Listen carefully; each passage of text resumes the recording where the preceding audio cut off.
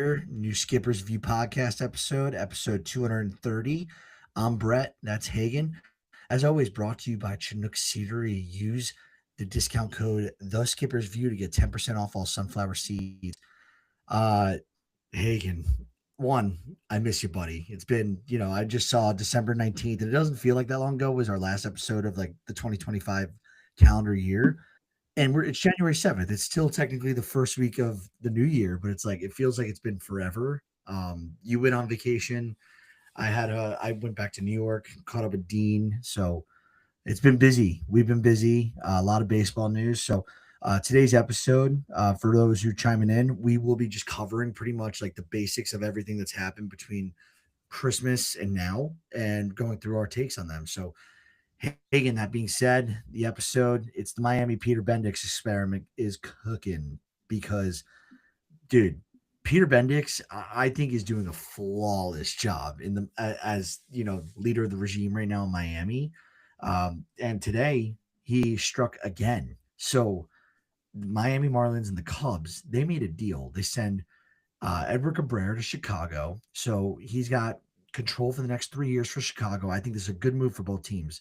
And the Cubs are sending MLB Pipelines two of their top prospects, Owen Casey. He's the number 47 overall prospect. Aram Layton loves Owen Casey. And then they're also sending Christian Hernandez. He's number 11 on the Cubs top 30. I remember when Christian Hernandez, a couple of years ago when he was really young, was like, yo, this guy's a dude. And Edgardo De Leon. So the Miami is just making moves. They are moving their pitching, which is what they have a surplus of. They're acquiring prospects, and they are filling out this major league roster on a team that, they didn't win the division obviously last year. I think they were a few games below 500, maybe 4 games in the NL East, and they're already so much better on paper. I think going to this year with Sandy Alcantara, year 2 back from the TJ. Yuri Perez will be back. You got Max Meyer, and that doesn't even include guys like Noblemeyer and Thomas White, very promising young pitchers that Miami's now got at their disposal in the prospect system. They got Ryan Weathers, Jansen Junk, Braxton Garrett. They got some dudes. And I was going to wait to talk about it later. They just signed Pete Fairbanks. Obviously, Ronnie Hernandez is going down for the year. Boy, Hagen, talk to me. You're a Mets fan. This is the NL East. I need your thoughts on Miami because to me, it just seems like all great decision making right now. I mean, yeah, on the Miami side first, I think we all kind of expected a pitcher to get moved. That's kind of the reports that were coming this offseason, especially when they had those pitchers, like you said, like a Thomas White who can step in, Robbie Stellan maybe, who can already fit into the rotation on opening day there for you. So it kind of made sense, especially on the Edward Cabrera's case where this is the first time in his career he put it all together. He's been almost every single year, it's always this guy's going to break out. This guy's going to break out. This guy's going to break out. This is the first season he threw over 100 innings. And he showed frontline stuff last year. I mean, I believe his changeup averaged 94 miles an hour. I think he can get up to 96. I mean, the stuff's ridiculous. The curveball's great too. So this is just selling high on a guy that he's put it together for one season so far in his career. And there's a lot of risk on the Cubs side of it. But I love this move for the Marlins. I mean, I was talking to some people earlier today. Like, I don't think it's that crazy to say that Peter Bendix is already a top 5 executive in all Major League Baseball. I mean, for what he was doing with the Rays as the assistant GM down there, and what he's done with the Marlins in this 2 or 3 year span already, I mean, it's incredible. Like the Marlins, as a Mets fan, the Marlins like scare me going more in the future. They scare me. Like 5 years down the road, I'd probably be more scared of the Marlins right now than I am of the Phillies. I just think the Marlins are in such a good direction right now, and I trust Peter Bendix and everything he's doing. He's going to get another full year of his player development underneath him, which he's known for being very, very good at. But I love that side of the deal. And on the Cubs side, too, I love this deal. I really wanted the Mets to go out and get Edward Cabrera, but obviously there's a lot of risk. Like I just said, the first time he ever threw over 100 innings in his big league career, and he's been up since 2021, too. I mean, even in 2024, he threw 96 innings at a 5 ERA. It's like this guy finally put it all together, threw 137 innings for a 3.5 ERA last year. He was phenomenal. Like, this is what everyone has been waiting on for Edward Cabrera. The stuff's always been there. It's just been the health. Can he throw strikes? There's all those issues. But I love this for the Cubs. Obviously, you have a guy like Owen Casey, but you had a little bit of the clog in the outfield anyways, where it felt like him or Alcantara was going to get moved, I would assume. Just seems like it's been clogged there for a while. But I love the Cubs taking a shot here. And obviously, they don't have to go spend the money to get a pitcher. And you get a guy in Edward Cabrera, too, who has 3 years of team control as well. I mean, it's not like you're just getting a guy who's going to have a year like a Freddie Peralta would. You have 3 years of Edward Cabrera, and he could be a 2 for you for the next 3 years. Yeah, and the one last thing I'm going to highlight here in the Miami is, I wanted the Yankees to get Edward Cabrera too, but now that I look at it, look who the Cubs had to give up. They gave up a top 50 prospect on top of Christian Hernandez, who I mentioned earlier. He had a lot of prospect buzz back in 2020, 2021 as a young lad. The thing is, he's 22. He's not supposed to be up until 2027. He's in high A right now. He had comparisons out of the DR. He signed for $3 million, and he was getting. I'm looking at his profile comparisons to Machado and A-Rod. Like, who knows? What a 22-year-old in baseball is going to do. The answer is no one until it happens. But guys who have that type of promise and pedigree at that age, I don't count that out. Bendix might have just fleeced the Cubs, and we won't know for a few years because I really do believe in Owen Casey. Like I mentioned earlier, Aram Layden last year and the year before that was all over Casey. Couldn't stop, and like in Aram we trust. So I have to think, being a Miami fan, I'm freaking stoked right now that my team is just building depth and like I'm looking at the prospect pool right now, like guys like Starlin Caba. I remember when they traded for him from the Yankees, and he's now their sixth ranked prospect. Joe Max in the top five, Robbie Snelling, Avi Arquette. They are.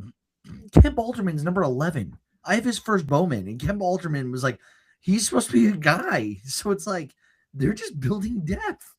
Dylan Head is ranked 13th in this system now. Dax Fulton, does that name ring a bell? For The me, no. 24-year-old who had TJ, I'm pretty sure last year. He's a lefty. He's 6'7", 245.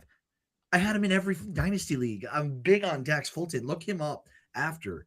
But this is now their 15th ranked prospect in the system. This was a guy who was like their top 5 guy, I think, like 2 years ago before surgery. But like, this is how much depth they've added in a year and a half, 2 years with Peter Bendix, and it's astonishing. Do you have Yeah, anything? like the depth they have there is crazy. Just because, like, this is not a team that has to compete right now either. It's not like they have a window that's like the Phillies per se, where it's, hey, we got to start winning now because our window's starting to close. Like, no, their window, I wouldn't even say it's open yet. I mean, this team obviously came down to the last week of the season. They were still in the running for the wild card spot, the last wild card spot in the National League. But this team is young. This team is cheap right now too. They don't have any big contract guys on the team too. So like, this is just the young guys that have been there. Bendix. This is not like even all of his guys yet. Like, he hasn't put his full claws onto this organization and said, this is the team I want to build. Obviously, so you got like a David Stearns who's done that this offseason, where he's starting to put, I want my team, not the team that was given to me. Give it a few more years, let Bendix create his team, and knowing that he's probably a top 5 executive already in baseball. The Marlins are going such good places right now. I am so, if I was a Marlins fan, I'd be so excited, and I'm very excited for all the Marlins fans out there. Yeah. Good for the Marlins. They've been down in the dumps for a little bit, really, honestly, since I don't even remember the last time they were relevant. What was it, like Stan's MVP year? They might have been made the playoffs. I don't even know. I don't feel like being that 22, deep I dive. believe they made it, but they were not a good team. They were not a good team. So yeah, there was like nothing to get excited about. It's like they skeeved their way into the playoffs. So we'll talk about another playoff team here because this is it's a week old, but we gotta highlight it because it was a shocker out of left field. I did not expect this. Japanese righty, Imai, believe you pronounce his first name Tatsuya Imai, Tatsuya, I believe. Tatsuya Imai, and he sent a 3-year deal with the Astros. So there's a couple things going on with this, and we'll get to the bigger picture after we talk about Imai because we got another Japanese star to talk about here in the hot corner. But the Astros, who we know are losing Framber, it does not seem like Framber Valdez is returning back to Houston. So they're getting Tatsuya Imai for 3 years. They have opt-outs in the 26 and 27 seasons, which is kind of weird. The deals were 54 million, according to Mark Feinsand of MLB.com. And he could earn 3 million in incentives. He throws 100 innings this year. So yeah, I did not expect this for Houston. They add him to a rotation with Hunter Brown, who looks awesome. Spencer Arrighetti, who had a down year and an injured year. But Arrighetti, I think, is nasty stuff. McCullers, he's talented. He's been injured forever. Christian Javier was bouncing back from injury last year. What do you think? And they got other guys like Miguel Ulloa, Jason Alexander, Brandon Walter. I don't want to sell any of their pitchers short. JP France. Is Houston, is this rotation formidable enough to win a playoff series? That's a hard thing. I think health is a big factor here too, because I think they have a lot of guys who could be a 4 or 5 in the rotation for them. But obviously, Hunter Brown, but you can put him toe to toe with anybody in the big leagues right now at this point and expect a win out of him. I think it depends. Like, what are you going to get at Christian Javier? Is he going to be healthy? Because Christian Javier, we've seen what he can do. Obviously, threw a no hitter in the World Series a few years ago. But I think it means, Amaya is going to be the 3 for you there. So the way I think about it in a playoff series is you just need really 3 good starters. You need 3 guys to put out there on the mound and say, we trust you to go out there and give us a win today. After that, you just need guys that'll get you to the postseason. Because your 5 starters not going to start for you in the postseason. All you probably should throw him in the bullpen if he's even on the roster for you. So I think this rotation of everything clicks can be a team that goes to the World Series and do that. Obviously, this offense is insane. We can't deny that. Like the team itself, obviously they have a few little holes, maybe improve the bench a little bit more, but this offense bangs. It's really, really good. Hunter Brown's going to be a Cy Young candidate. Amai, I think, could be the X factor here though in the rotation. You could say a lot of guys too though, like a Javier, but I just think there's so much uncertainty with him too, where I've seen like some projection models give him like a 4.3 ERA, but then there's some people who believed he was a $150 million pitcher, which obviously only got $54 million. But it's going to be really very curious to see, are they going to try to add another way and without spending too much money? Going to try to make a trade for like Mackenzie Gore per se, go try it out, get another guy there and fill the rotation better. But just on the MI deal itself, I had like 2 big takeaways. One from a team aspect and how the guys were viewing him, and one from the player aspect in MI. And on the player aspect, there is obviously got this 3-year deal, and he can opt out after each year. To me, this was him saying that he didn't have the market that he really wanted to, and instead of going out there and signing a 4-year deal, whatever, low AAV, whatever would have been, so he went out, I'm just going to get the AAV that I want, and I'm just going to get opt outs every single year. So if he goes out here and he throws 150 innings at least and gives you a 3.5 ERA, he's just going to opt right out, and then he's going to go get whatever $100 million, $150 million, whatever he's going to get it for. Because he's still a young pitcher. It's not like he's an aging old guy who's 35 years old. And on the team side too, especially with the incentives here, where if he has incentives at like I think it's 80, 90, and 100 innings, and it's $1 million, $3 million each on each one of those, that kind of tells me that like some of the big league teams don't really feel confident in him withstanding a workload. Obviously, in Japan, you're only throwing once a week. I think once every 7 days. Yeah, once or 6 or 7 days there in Japan. So his depth's going to be a little bit. He's not going to be pitching. He's going to be pitching a little bit more. Obviously, they're going to start with a 6 rotation, but you don't know how that's going to last at the whole season. Obviously, injuries and stuff, performance. So I think teams are just a little bit concerned on how much innings, how many innings he can give you, and what quality too. I think teams would rather have a little bit less innings with a higher quality than go out there and give me 130 innings and you're a 4.4 ERA guy. So they kind of told me that teams just kind of want to see him prove it first and see him go out there and show that he can handle a major league workload. Yeah, go figure. I'm right now just like as you're going on about hitting that 100 mark innings. I think you bring up a really good point. And I've never looked into this, and this might be like a you know how did you not know this type thing, but there's no readily ready statistics about pitchers in Japan versus pitchers in the MLB, so the Nippon League versus MLB, who has more injuries. But everything that Gen AI is saying, and don't quote me on this, it's Gen AI. I'm not doing a deep dive. It seems like like pitchers in the US get injured a lot more and a lot more seriously because they're looking for max effort stuff versus like fluid mechanics. You know, I don't think it's necessarily a bad thing from MI if he doesn't, have to. You don't need like I'm more of a fan if I'm a team running a 5, 6, 7 man rotation rather than a shorter rotation. I think giving look at the Dodgers. They just plug and play. Like they've been like non-committal to a few of their back end starters, like the Emmett Sheehan's, the Gavitt Stones, the River Ryans of the world over the last few years. Even the Landon Knack, when he pitched, he was solid. Yeah, and you don't even have Bobby Miller anymore. Like who knows what his game plan is. The Dodgers make it work with having more guys throw more innings rather than just like having 5 workhorses or 4 workhorses. So we'll see. I think this is a huge signing for Houston. For some reason, I really think it's going to work out because I hate Houston, and I think they're a very well run organization. I think they don't make bad signings typically. So we'll see And how that works. and just to Yep. kind of back up your point too on like the max effort thing that you were looking up there is Yaku Cosmopolitan, who was doing a great job covering and giving data on MI this whole offseason, trying to help fill people in on what to expect from a data point and how things are to translate over. He had a graph that was showing just the amount of fastballs that at each mile per hour in velocity in the 90s, just at how far his fastball was ranging. Ami's fastball ranged from I believe 90 miles an hour to a 99.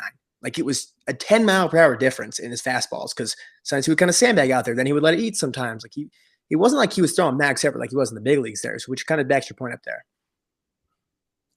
Yeah. Oh, no, appreciate the backup.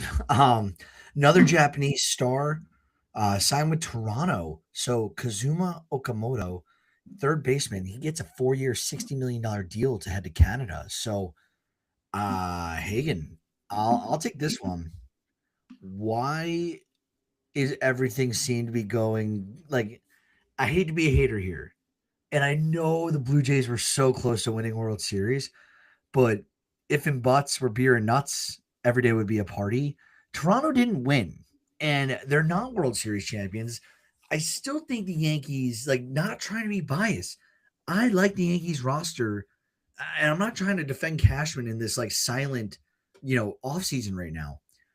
But the Yankees roster, assuming they get back Bellinger, I'm not even. My hopes with Tucker are kind of gone now. They get Bellinger. They, they've lost some pieces in the bullpen. They've also added some pieces to the bullpen. They signed their depth guys. They got Ahmad Rosario back to come off the bench. Like I know Jason Dominguez is a left field defensive liability. They have Spencer Jones who is sitting amongst them in the prospects farm system here. They got Judge like uh, they got Ben Rice, who had a fantastic year last year, and that's coming off of uh, Luis Heel came back from injury, and he was like their fifth starter. Cam Schlittler looked great. Garrett Cole will be back in the middle of the season, paired with Rodon, paired with Max Fried. What am I missing here? Why am I like? Am I crazy to think the Yankees are like kind of being undermined in the AL, and why like they're not getting anyone? Do you think they're not being aggressive, or do you think Toronto's just got all that hype right now? That's a loaded question, but I mean, I was seeing this the other day too, when obviously Yankee fans want there to go out there and sign an ace. I was like, you don't really need like a frontline rotation arm. I was saying like, even if you just want to sound like a Zach Littell and save your prospects. I know a lot of people were mad that they didn't get Edward Cabrera, and I was like, why not just save your prospects that you don't really want to part with because you don't know really who after that you're gonna be able to part with after that. So why don't you just save them till the deadline to go get what you really need then? Sound like a Zach Littell for $10 million a year and have him eat innings for you at a 4 because that's still a very valuable pitcher out there. I think the Yankees, I think they do need to do something like you're saying, because I think if they sign Bellinger, bring him back, it changes the conversation a bit. But I just the rotation is fine, but you can't count on Garrett Cole to be Garrett Cole when he comes back. He's coming off Tommy John. We saw with a guy like Sandy Alcantara last year. He comes back and he has some struggles. Maybe later on you can expect him to be a little bit better, but can't expect it right away. But my whole thing is just like the offense. I mean, like I know you can't like think this way, but if Aaron Judge gets hurt, this offense is not that good. You go from arguably one of the best offenses in baseball to mid to bottom of the pack offense. Like Jazz Chisholm's your best hitter after that. yeah. So, but Jazz Chisholm is a 30-30 guy, and like, I'm just like look at this with me real quick. And I don't want to do a whole soap op on the Yankees right now. We know Rodon, we know Freed, we know Heel and Schlittler. Those are like four. Yeah, I think very, very, very highly reliable. All those arms. Then you have Clark Schmidt and Garrett Cole coming back right after the All Star break, which is further into the season. It's not halfway, it's further than halfway. And you also have Will Warren, who I don't think could be any worse than what he was. I think he'll improve a little bit. He's still younger. And the Yankees have a few prospects like Ben Hess, Chase Hampton, Henry Lillane. They have Lagrange as well. Like they have arms. And then on top of that, in the bullpen right now, you got Bednar, Camilo Duvall, Tim Hill, Fernando Cruz, Ryan Yarbrough, who's an innings eater as well, and could also start some games for the Yankees. I think the arms are like fine. And then like What are you going to do with Austin Wells? He finished second or third in Rookie of the Year voting 2 years ago. Had a bad year last year. He's not even going to be fully reliant to play catcher with Ben Rice now. I think Wells bounces back a little bit. You got Rice, you got Chisholm, Ryan McMahon they signed, who's defensively incredible at the hot corner. Hopefully, he gets the back going a little bit in a short porch Yankee Stadium. Volpe, trade him. Just promote George Lombard Jr. And I know it's way too early. And then Grisham, Judge, Stanton, Dominguez, and then if you get Belly back, that's a complete roster, dude. Maybe one more bullpen piece, like another lefty. Yeah, I guess you're right. I guess maybe I was buying the Blue Jays hype a little too much, being a little harsh on the Yankees because, like, I honestly I just disrespected the hell out of Ben Rice, who's a guy who like would not even surprise me if he got MVP votes. Like that dude absolutely kills the shit out of baseball. So that guy would not surprise me if he gets MVP votes this year. That's how good he is. But I just kind of look at it in the sense of like a Stanton. Obviously, he was really good last year. A 158 WRC plus was on the field, but I just don't know how Stan to me. I just don't. I'm just done trying to figure out how often to like bank him in. I can't count him as an everyday guy, but I can't count him as not playing. So I just kind of count him as like when he's the healthy, he's the DH. But besides that, don't clog your DH. But I think you're right. Like this team is still very, very good. Like I don't know if I would pick them over the Toronto Blue Jays. I think the Blue Jays are the better team, honestly. But I think you are right that the Yankees are getting a little bit overlooked. And I think the biggest reason why, honestly, is just because Cashman has done absolutely nothing besides sign a couple bench bats this offseason.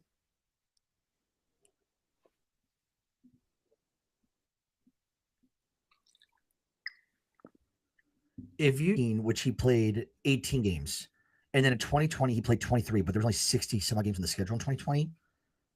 He has never had less than 24 bombs in a season wearing pinstripes. So I know he's getting overpaid for 24, 35, 31, 24, 27, 24. He has two blip years in the middle of it, but like I feel the Yankees with Dominguez, that's the best part. And they could also call up Jones is they have youth to play in defensively, and then they let Stan DH, and that's where he thrives. So we'll see. We'll see. I don't want to talk about the Yankees anymore. They're boring me. I do want to talk about this. So we just talked about Okamoto and the Toronto Blue Jays landing a big guy from Japan. We talked about Imai in Houston landing a big guy from Japan. And that doesn't include Munetaka, who signed with the White Sox a couple weeks ago.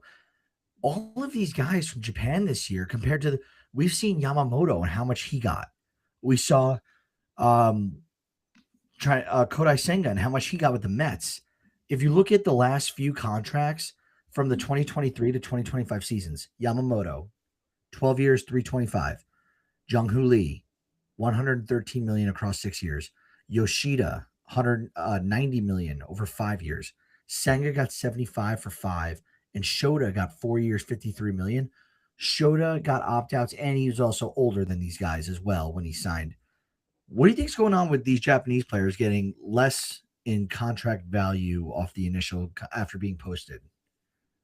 For this season? It's a really good conversation here because all the contracts we've seen from these guys were under their projections. I think Okamoto is the closest one to his projection, where I think that one is probably around fairly what I think people thought he was going to get. I don't remember the projections off the top of my head, but like obviously the Murakami one was coming to the offseason was like, this guy get $200 million. Am I? Like, this guy could get $200 million. And I think on the Murakami thing is the sense that I think teams have seen the risk, Daniel. Like if you look at those names you named, Jung-Hoo Lee, $113 million, that's a bad contract right now. Masataka Yoshida, the Red Sox are tied up with that guy. They can't get rid of him to anybody right now. Kodai Senga, he was unpitchable last year after being a great pitcher before that. I don't think he's written off yet, but still kind of stuck with him for another couple of years there. So I think teams have seen that, hey, these guys the last few years, they just really haven't worked as well as I think we need to do a better deep dive on them. The Murakami thing, I think, was more just like this guy, his whiff issues are crazy. Like people were comparing his data of just like his exit velocities and how much he swings and misses just to try to put him comparable to that. It's like a JD Davis, Joey Gallo comp of like, do you want to give a Joey Gallo $200 million? Hell no, you're not going to do that. Obviously, he's younger and stuff like that, but I think teams are just kind of saying that. It's the one thing if like one team gives him the money, but the fact that all 30 teams were like, all right, Murakami is signed for $34 million, that 29 other teams didn't want to pay more than that, that tells me they're all like, hey, these whiff issues are maybe too much for us to take the risk on. That's why a team like the White Sox took that on. And I think it's just like let's just have him. He spends his 2 years with them, and if we see it after that, then we'll go out and give him the money. And with the Amai thing, I think that one's unique because he's such a unique pitcher too. Because how low his release height is with his arm angle, and then how short he is too. Like it's just a weird angle that comes at people, and then a slider that moves doesn't move the way of a slider moves opposite, moves arm side. It's such a weird thing, and I think a lot of people had concerns with his zoning, his pitches, throwing him in the zone a little bit. I think he's just more of a unique case. Although I really was surprised more about am I not getting at least $100 million. I thought that was going to be the baseline for him. But the Murakami one I can at least see because there's huge glaring issues that it's not going to surprise anybody if he's a Joey Gallo. Yeah, and my big thought with all this, and it's pretty easy and simple, and like I feel a lot of people would probably think about it for 1 second, and be like, yeah, that makes sense. I think that these guys, the guys I listed off in their contracts, not this year's offseason, but the past 2 years, they should be thanking their lucky stripes for Shohei Otani. And Otani signed his contract at the beginning of 2024, but he was with the Angels, and everyone knew the deal he was going to get. It was going to be some stupid. And I think a lot of teams were just taking bets like, hey, we don't want to miss out if there's another Shohei Otani coming over from Japan or just Asia in general from the, Japanese leagues or the Korean leagues or somewhere, Taiwan, wherever, coming over. And they didn't want to miss on a potential superstar because I think execs in the past used to underinflate, they play in the Japanese and foreign leagues like that, they can't keep up with American League pitching. And then they saw Shohei Otani and Ichiro, give him Ichiro some credit too. And they're like, yeah, they can play baseball very well. So I think that effect, definitely the last 2 years with these inflated contracts for guys who are getting posted, has a big part to play. And now we're seeing the execs kind of slow down on like what they want to see before they do a massive contract. I actually think that's a great point. I think that definitely plays a factor in it because you saw it with that, like when the Angels got Otani and just like the factors it has into like what people want to go play with Otani because he's the Babe. He's like the most famous guy in Japan. Like my buddies were just in Japan and they literally were like, this guy is everywhere. No matter, Dude, he's on the water bottles, he's everywhere. He's on the billboards, everywhere. Like you can't go anywhere without seeing Shohei Otani. I would say Shohei Otani right now is less popular than maybe 5 people in the world. It's like, in terms of people who know your name, I would say it's Taylor Swift, probably Donald Trump, the Pope, maybe like I think I'd be higher up than the Pope, honestly. then Messi. Like, and if we're talking sports only, you got like Ronaldo, Messi and Ronaldo, and then LeBron, Otani, probably the three. yeah, and Otani. Like Otani has done that he is now like more people know Otani than know Aaron Judge, far more. Like it's crazy. But yeah, I mean, it's like just how big he is, and like you were saying too, like teams saw that we could kind of build a pipeline in the sense of if we get an Otani and people want to go and play here, I think at that point because it's like I think we saw teams trying to do that where hey, we're willing to overpay a little bit because it's going to open the window for future Japanese players and they're coming over to hey, we have someone here to come over and play with us here. You have a buddy, you don't necessarily have your translator with you. You have somebody else that can tell you about the organization, show you what it's like, do all this. You get to play somebody you know as well too, moving to a foreign country, not speaking the language. Yeah, yeah. Um, Otani's doing wonders for the game of baseball. That's no secret. That's why we love him. I need to get his autograph at some point. Let's jump into some news and injuries, and we'll go through a few of these because some of these are minor stuff and transactions, but we don't want to not shed light for the teams that are starting to bolster and build up that depth for the year as excuse me, as more free agents sign and then the bigger name free agents are kind of being patient, just waiting.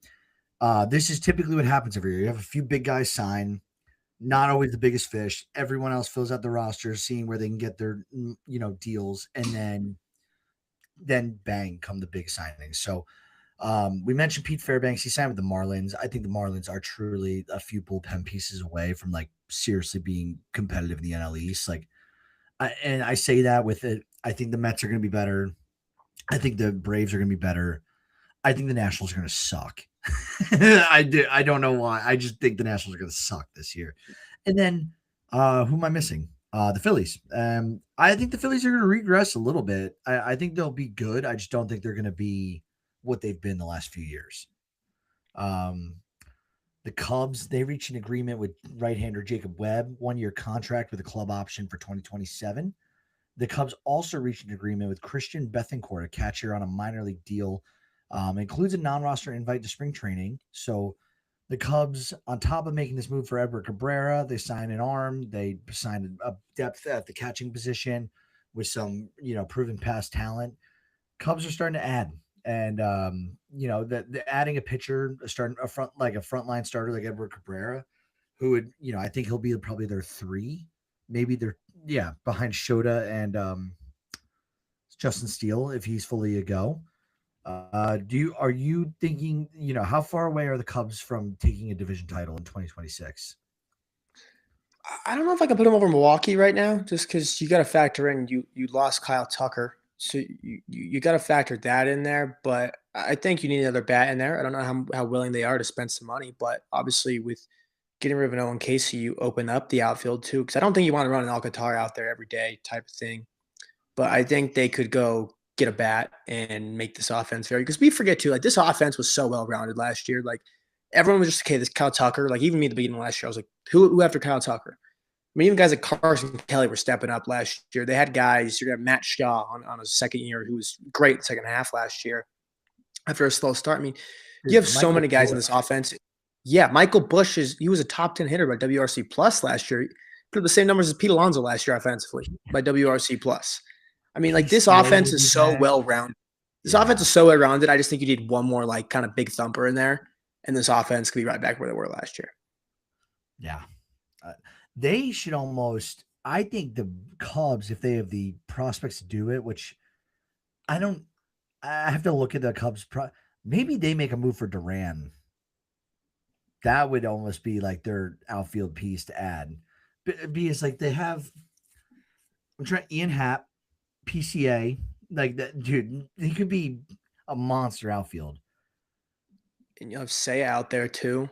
I mean, Yeah, I don't know. They can get creative. Maybe they focus on pitching, but they can get real they creative. definitely need to do another move, in my opinion, though. But like you're saying, they can be creative with this.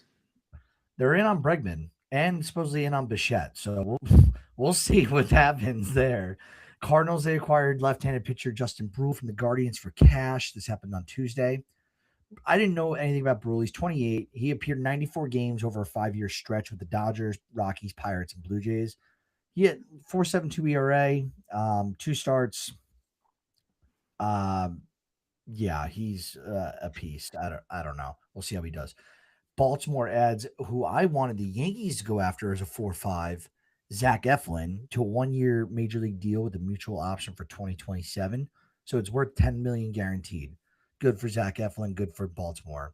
They also claim Big Christmas Jahanski Noel off waivers from the Guardians. He's 24. He had a great start to his career, disappointing 2025. I don't know if the Baltimore Orioles really need a Jahanski Noel in this lineup. I don't. I feel like every lineup in the MLB could use a Noel. At the same time, no one needs a Jahanski Noel. He doesn't bring speed. He brings power. He could hit the shit out of the baseball. The outfield's deep in Baltimore, and DH is obviously filled by. They have a bunch of DH options that they could use too. So interested how they're going to use him, but it's a move. I think The the way Rays, you opened that up too was, I don't know if Baltimore needs Jackenzie Noel is the best way to describe it, because I should have updated this, but he already got DFA'd today. I think he oh was on my the team goodness, for did he? 2 days. He got DFA'd. It got kind of under the radar news with the Edward Cabrera stuff, but he could clear waivers. He could clear waivers again. Obviously, he cleared about 10 teams to get to the Orioles. So if he clears again, he could just get outrighted to the AAA, and then you have him there for future. All right, I missed that, but thank you for catching that. The Rays added Justin Henry Malloy from the Tigers for cash. The Yankees added Paul DeJong on a minor league deal. I'm assuming they're hoping DeJong is a veteran who could come in and play some shortstop reps for Volpe when Volpe's not hitting this year. Because I don't know, after what I saw last year, I'm really heartbroken with Anthony Volpe right now. The White Sox, they add Sean Newcomb on a 1 year, $4.5 million deal. They also add one of my personal favorites, Jared Kelenic, on a minor league deal. So, Hagen, Kelenic was drafted six overall by the Mets in 2019. Do you have any thoughts on Kelenic? My thoughts are that he's just not a good baseball player anymore. But I will never give up on Jared Kelenic. He might be one of the only guys who's just the most washed up prospect that I'm still following pretty well to just see how he's doing. Last year with the Braves, he was awful at AAA. Was not good at all for him last year, which sucks for me. Even though he was on the Braves, I want to see him succeed. I want him to see him get back to where he was before he kicked his foot against the water cooler. But I love the White Sox taking a chance like this because this is a team too where he could come up there and get to compete. And Chris Getz, the White Sox president of baseball operations, he's having a great offseason. Like the White Sox are having probably one of the most exciting off seasons. They spent some money. They're getting exciting pieces. Even like a Sean Newcomb, he's going to be a starter for him, they announced. That's a great piece to go out there and flip at the deadline. Chris Getz is going to have a great deadline this year because if the pieces doesn't work, who cares? The starting pitcher who is worth $4.5 million. He might have to pay him $2 million to eat innings for you if he's not great. I mean, Chris Getz has made some incredible signings this offseason where the team's not going to compete. Why not do this and spend your budget on this? And then the deadline, you flip and get prospects in a better spot with a farm system that's already getting pretty solid underneath him. Dude, and he still hasn't moved his trump card, which is Luis Robert Jr.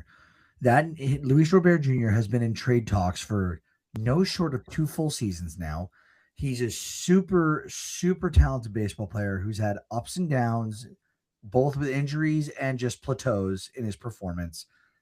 If he gets hot before the deadline and has a good first half, dude, I think somebody's gonna bite and trade either multiple prospects and or MLB ready guys for him, and the White Sox just get that much better.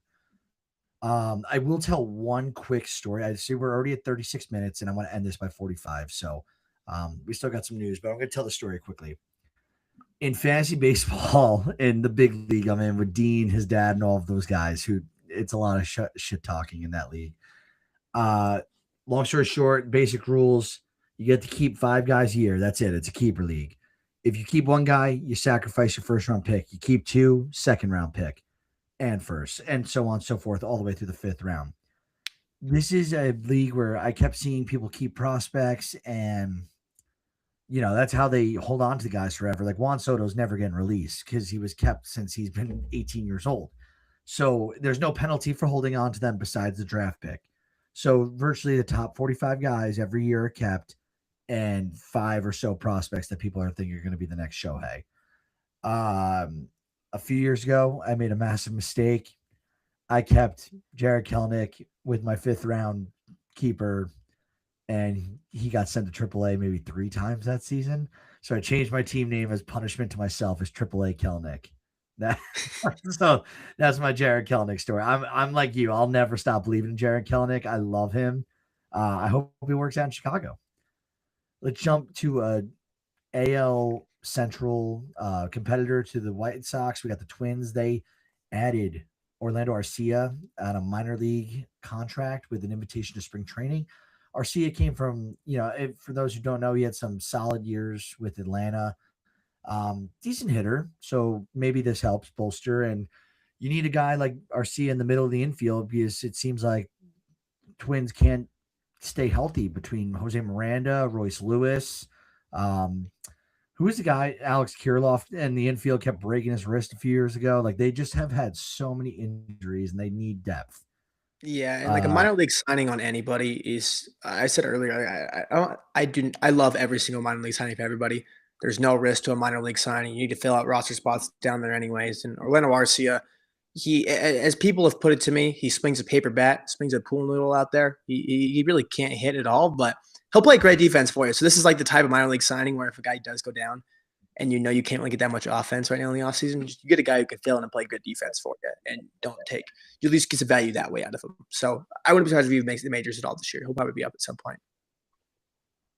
Yeah, we'll see. And like, I love how you just immediately, I was like, he's a decent hitter. He was an all-star in 2023 and he hit 264. I guess he hasn't really been good since 2023. So in that year, he did hit 264, but some decent defense. And if he can get the bat going, it's not a bad bat to add to this lineup. Let's talk the Royals. They extended Matt Quatraro to a 3-year contract extension.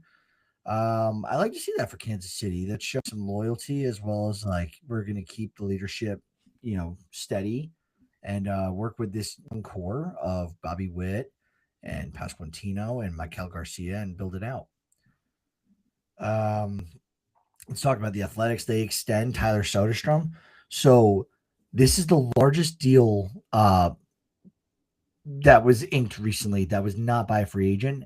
It's an extension. So the Athletics, 7 years, $86 million. The Athletics don't pay for anyone, and they got paid Soderstrom.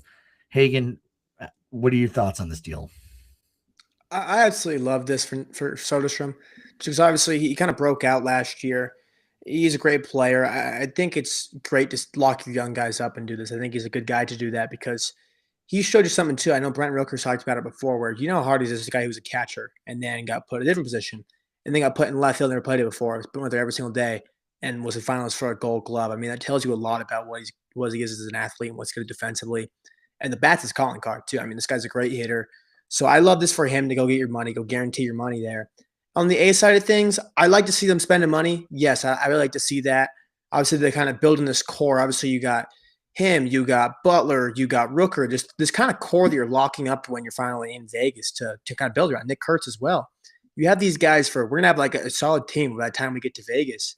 But at the same time, the back of my mind's kind of telling me, is it because you're spending the money now on this guy? Does that mean that money you can't spend on top of that? I know we saw last year where there were some extensions that were just trying to get guys to where the payroll is at a certain point where you could not get sued by MLBPA. So I obviously it's not this year. They already had the money this year, and the extension won't kick until next year. But I just kind of wonder if they're not going to spend any money on top of this. It just doesn't really sit right with me as much. But for Soderstrom type of point, I love seeing that. I love seeing them give him the money that he deserves early on. Yeah, he's a good player. Definitely deserves it. The Angels, they signed Kirby Yates 1 year, $5 million. They also add Taylor Saucedo. He's a 32-year-old. Became a free agent after being non-tendered by the Mariners back in November. He appeared in just 10 games last year for Seattle. 7.43 ERA was not good. Interested why the Angels made this move, especially for an older guy, but we'll see. Maybe they think they saw something that they could tweak and get that ERA down, and he can help the bullpen. Speaking of the Angels and bad decisions, so they finally bought out the contract with Anthony Rendon. So Anthony Rendon, famously, for those who don't know, signed a 7-year, $245 million deal, arguably the worst deal in baseball history. But his tenure there is over, and they bought him out of his final year of the contract. So I think they did the right move, getting that dead money off the books, and good riddance, Anthony Rendon. I've never seen anyone make that much money have such bad attitude towards the game, and it is what it is. Like, I can't make you happy. You don't know me. You don't give a shit about my opinion. But as a fan of the game of baseball and a guy who looks at it like, hey, one thing, we're working class Americans, you and I, we're not making hundreds of millions of dollars. This guy is. And on top of that, what type of message are you sending to kids that like you just paid like that? And if so, just walk away. I know you signed a contract, but it's kind of disgraceful the way he's handled this, in my opinion. Yeah, it's just been bad too because you're seeing like it's not even just the money and complaining about it. It's never being healthy, and then it's the fighting a fan in the stands. It's just all this stuff, and it's just a bad example. I wish I could get $245 million and complain about my job. I would love to do that, and I would be that bad example if I could get that money. But it sucks to see him do that going forward. To see it's just like you're saying for kids going forward, and like there's kids out there who probably wanted Anthony Rendon jerseys for Christmas when he signed with that team. And those kids had to wear that jersey, knowing that's their only jersey, and he does that. Exactly. Exactly. There are definitely kids in the Los Angeles, Anaheim area who are excited after his tenure with the Nationals. Like, we brought in a superstar. We brought in an all-star. We'll call him that. I'm not calling him a superstar. Take that back. He doesn't deserve that. We're bringing this all-star player who's really good at baseball to help us out, and he's just gonna bum it out for 7 years here. Um, Andrew Heaney, he's 34. He's retiring. He had 56 wins across 230 games, 208 career starts. So good riddance, Andrew Heaney. Congratulations on a great career, and good luck in your next chapter. One last thing I want to talk about in the news and notes. So the USA roster is really filling out for the WBC. Catchers right now: Will Smith and Cal Raleigh. Infielders: Bobby Witt Jr., Gunnar Henderson, Bryce Terang, Bryce Harper. Outfielders: Carroll, PCA, Judge. DH is Schwarber. Your rotation is Scuball, Joe Ryan, Skeens, Logan Webb, Matthew Boyd, Clay Holmes, Nolan McLean. And then your relief pitchers: Mason Miller, Bednar, Griffin Jacks, Garrett Whitlock, Garrett Clevenger. Dude, this roster's scary. It's, I mean, Nolan McLean, who is a top 20 pitcher, pretty much consensus right now in baseball, is going to come out of the bullpen. I mean, you have Scooble and Skeens. Scooble, you have the two best pitchers on the planet. I didn't want to call out McLean because, like, outside of McLean, who we know has talent, it's like Matthew Boyd's on this roster. Like, he's now the outcast, Matthew Boyd. Like, and he's a good veteran pitcher. He had a great year last year. He got Cy Young votes. He got Cy Young votes. But it's just like funny because it's like Skeens, Screwball, Logan Webb, Matthew Boyd. And then, like, you have one talented, really young pitcher who had like a fantastic, like, you knew they were gonna have one of those guys, whether it was like McLean, Mizorowski, or like someone of that essence. But it's just like Matthew Boyd. God. Yeah, I don't think it's crazy to coin this as the best pitching rotation, just pitching staff, if you want to include the bullpen, too, that has those great arms in there. I mean, this is the best pitching staff I've seen in my life. Might be the best staff if you ever. I don't think it's crazy to say.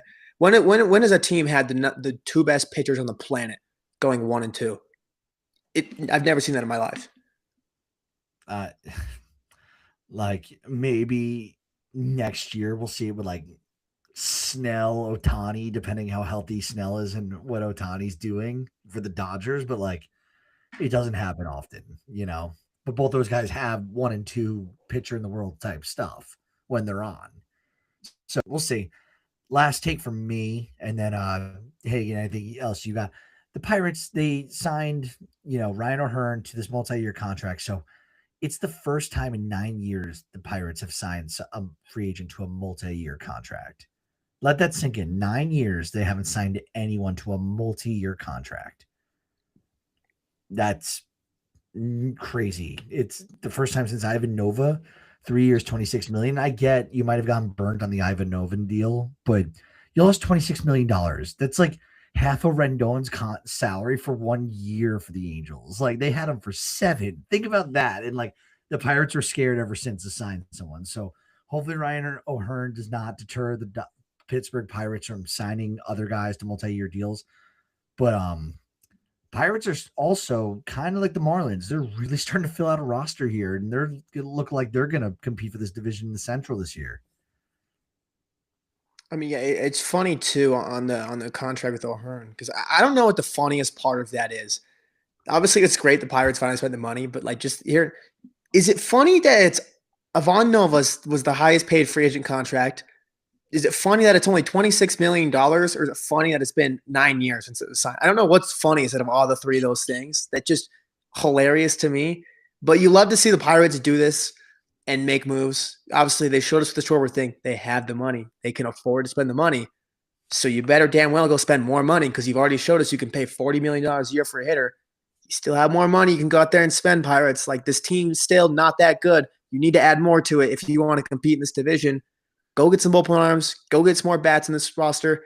Then you'll have a real shot. Yeah, they definitely do. Definitely need to add still, but I am impressed with what they've been doing.